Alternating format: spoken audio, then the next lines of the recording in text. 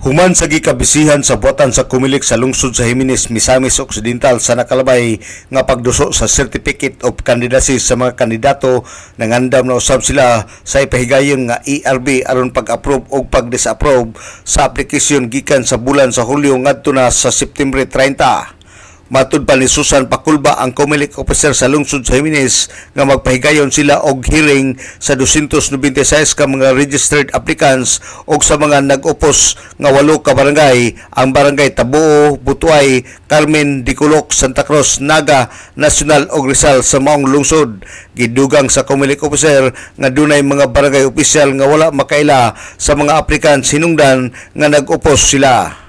Katunang sa naatay pagahimuon nga pag-approve, disapprove sa mga applicant for the period of July to October. July to September 30. Maunay among i-approve. Tulumi, compose of municipal treasurer, member, DepEd member, ako ang chairman sa Comelec. matang taon ba dito sa term na disqualify as Okay, doon na may mga oppositor na to, sir. 8 ka barangay. O kining nag-upo sila kay ang ilang kuanya wala sila na ilhi. Wala nila na ilhi ang mga nagpalihistro diha.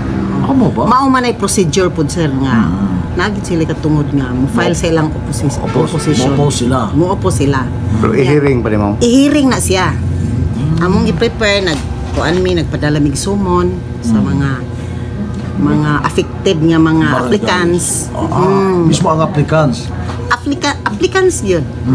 Kanang mga applicante dunay 296 applicants.